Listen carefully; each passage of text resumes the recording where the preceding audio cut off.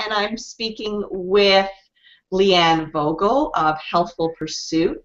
And today we're actually going to talk with her about a really personal experience. I'm really thankful for her for sharing this with us.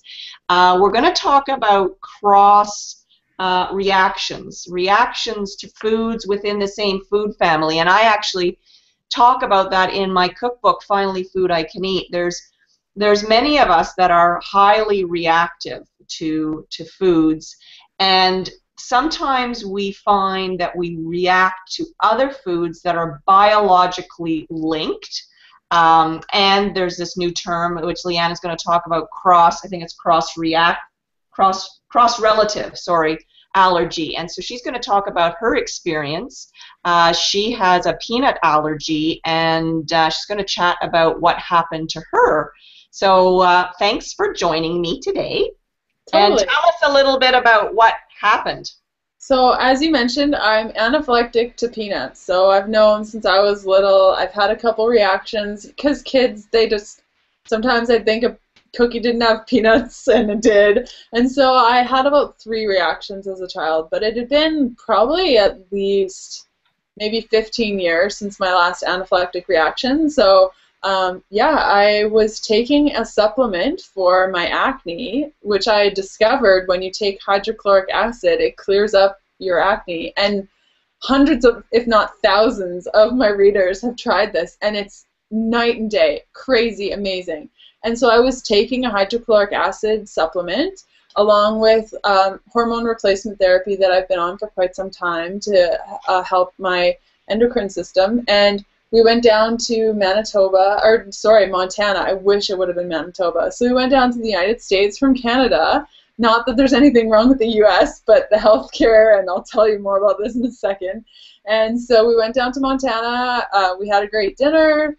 I took my acne pill before bed, like I had for months, and my hormone replacement therapy, which I had for months. And I woke up from a dream and was having an anaphylactic reaction, and I have no idea how I woke up.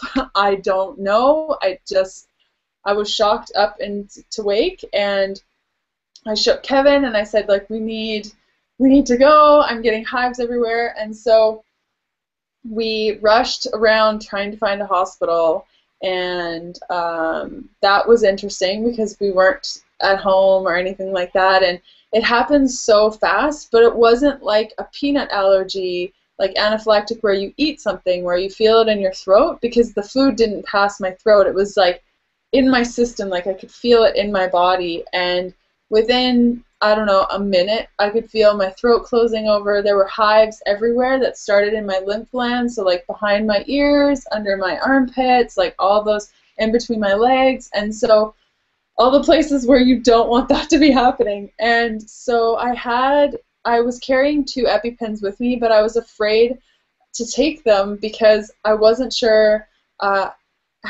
you know, you always think like things aren't as bad, and Kevin was very nervous. It was just the 2 of us, and he was stressing out, and I knew that if I took my EpiPen, I would be out and I would not be able to help him because it gets me so messed up. And also the fear of stabbing yourself in the leg, and you know, there's that whole thing that happens. So I just figured, you know, if my throat closes over, definitely I will take it. But at this point, I had no idea what was I knew I didn't eat peanuts, so I wasn't really sure what was happening. In hindsight, definitely should have used my EpiPen because those situations can change so quickly. And we ended up finding the hospital. We got in. They hooked me up to IV and gave me a ton of steroids, and I was in shock, so I was freezing. And the healthcare in Montana is amazing, but amazingly expensive, and you definitely get what you paid for, and the staff were so great. It was my birthday, so they were really helpful and nice and great. And so after I got connected with the Benadryl that they had in IV and the steroids, my symptoms went away pretty quick. And so the doctor was asking, like, what could this have been? And I had no clue. And so I went off everything. You know, my hormone replacement therapy. I I was on antibiotics. It was a weird time. I'm never on this much stuff, but I had antibiotics because of an ear surgery that I had had. So he said, just go off of all your prescriptions. But I continued to take my hydrochloric acid because I'd been taking it for months. Like, it's hydrochloric acid. So I get back home, and 2 days later, I take my hydrochloric acid on an empty stomach, which I've learned is definitely a trigger, and went into anaphylactic shock again. And so this time, stabbed myself with the needle, did the whole EpiPen thing, and went to urgent care because we live in a small town. There's no hospital, so it's just sort of like a clinic. And they hooked me up to steroids, IV, Benadryl, the whole thing. And as I was sitting there, I was looking at the bottle of hydrochloric acid that I brought in, and I said, fenugreek. It's an active ingredient in this supplement. And I said, what? I remember having fenugreek curries when I was in India, and like, what is this? So I started researching, and it turns out that fenugreek is one of those cross-reactive or reactivity allergies where it's in the same family as peanuts, and people that are sensitive to peanuts perhaps should avoid or might have a reaction to fenugreek. So that was interesting, and I wish, you know, I've always said there should be a database or something for people to register, like, because I had no idea, and this was a study that came out in Norway quite a few years ago, and it's quite a new thing of that connection. And oftentimes I'll meet people that have sensitivities to latex and kiwis together, or there's certain pollens with fruit, legumes too. Like if you're allergic to peanuts, sometimes you can react to chickpeas, which I don't. And so it's very... it's really confusing, isn't it? Because as you so say, there's some people that can have legumes and, you know, they have a peanut allergy, and you're right, it's the same food. It's the same food family, and you know, I come across this a lot in my dietary consulting, because people will come to me that are highly allergic, and they keep reacting, and until we look at the food family. And I had this woman once who every time she had cashews, she'd break out in this sort of weird rash that she said reminded her of when she was little and she got poison ivy or poison oak. Guess what? They're cross-related, cashews and poison ivy and poison oak. Like, who would think that, you know, you're going to eat cashews and it's going to bring, you know. So, and that's what finally she was like, why did I not know this? Why did nobody tell me that? I'm like, you didn't get my cookbook. Yeah, exactly. And even the doctors. Yeah. The doctors that were there at urgent care, when I was asking them about this, they're like, really? How? What? And even when I asked my allergist, because now I've been waiting to get referred to an allergist, they said they don't even test for fenugreek.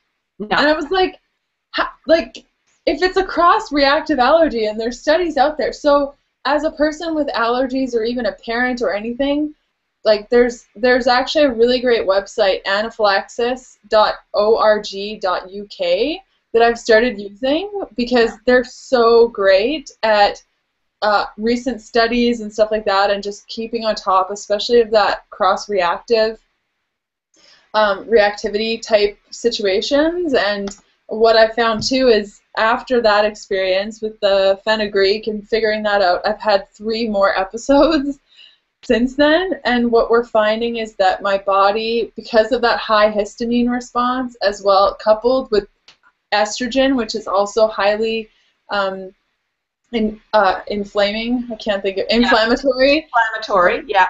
That my body's created a high histamine space of awesomeness. So now I'm reacting to a lot more. So also too, when you've had so many anaphylactic reactions that close together, and often parents will say, oh my gosh, my kid's in the hospital again, you know, 3rd time this week for peanut. You really have to be careful, because you're creating a high histamine space in your body, which can lead to more reactions to random things. So I'm just learning now how to go about reducing that. But yeah, it's a whole other ball game with those cross-reactive allergies, and that website I found is the best resource for anything. So. Oh, great. Okay, so that's a really good tip. And what I'll do too is I'll attach a list of food families for people so that they know. So they've got all the different food families, all the cross reactions that can possibly happen. Because as you say, you know, you can be sailing along for years and nothing happens. And then all of a sudden you start introducing maybe some supplements, or as you say, hormone replacements or something else, antibiotics, you get sick, or it's a highly pollen season, and you start cross-reacting and you never have before. And so, yeah, you need to know where to get, because as you say, so many doctors have no clue, and they're going to think that you're allergists, crazy. especially, like the allergy specialists didn't even know. Like, no. Yeah. They're not taught that in school. No, I guess not. And research, it's really up to the consumer to figure out the cross-reactive allergies and how to do that. And now I'm on a campaign, especially because there's so many little kids that have peanut allergies and fenugreek. I mean, fenugreek is in supplements for women to create breast milk, more breast milk. Well, if your baby's allergic to peanuts and you're taking fenugreek to create, like, it's a whole other ballgame. So it doesn't just affect people that are allergic to peanuts directly. It's a whole other thing. That's true. Yeah, you're right. That's really important. And so hopefully this little session will get it out there, and people will become aware so that they can, you know, hopefully not have happen what you did. You know, it's terrible to say, but your experience is really going to help someone else. Totally. That's good. I'm glad I'm on the other side of it, because it was really scary when it was happening, you know, and you can't breathe and all that stuff. And so I'm really happy that I'm okay, and now I can just share the word and make sure that, or try to make sure that not as many people will suffer from this. Yeah, great. Well, thanks so much again for spending some time with me. Totally. And, hopefully this will help lots of people. Perfect. Thanks so much for having me, Shirley.